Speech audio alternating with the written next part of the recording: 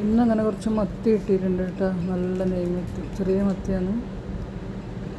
അപ്പം മത്തി കുറച്ച് കറി വെച്ച്, തേങ്ങ അരച്ച് കറി വെക്കുക, കുറച്ച് ഫ്രൈ ചെയ്യുക, അങ്ങനെ വിചാരിച്ച്.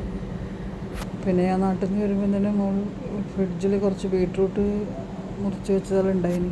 വറവിന് വേണ്ടിയുള്ള ആദ്യം ബോക്സാക്കി വെച്ചിട്ടുണ്ടായിരുന്നു. അപ്പോൾ അതെടുത്തിട്ട് അത് വറുക്കാമെന്ന് വിചാരിച്ചു. അങ്ങനെ മീനെല്ലാം നല്ലോണം വൃത്തിയാക്കി. തേങ്ങ പിന്നെ തേങ്ങയിൽ തന്നെ തക്കാളിയും മുളകും മഞ്ഞളും കുറച്ച് പുളി വേണമെങ്കിൽ കുറച്ച് പുളി അതിൽ തന്നെ ഇട്ട്. ഞാൻ ശരിക്കും പറഞ്ഞത് കറിയിൽ അധികം പുളി ഇടൂല കേട്ടോ.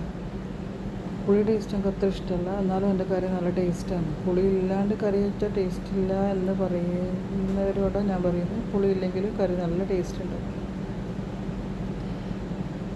അങ്ങനെ തേങ്ങ അരച്ച മത്തിക്കറി വെച്ച്, മത്തി ഫ്രൈ ചെയ്ത്, ബീട്രൂട്ട് വറുത്ത്, ചോറും കഴിഞ്ഞ്. ഇതാണ് ഇന്നത്തെ ലഞ്ച് കേട്ടോ. നല്ല ടേസ്റ്റ് കറിയാണ്. ഇങ്ങനെ തേങ്ങ അരച്ച് വെച്ചാൽ എല്ലാം ഈസിയാണ്.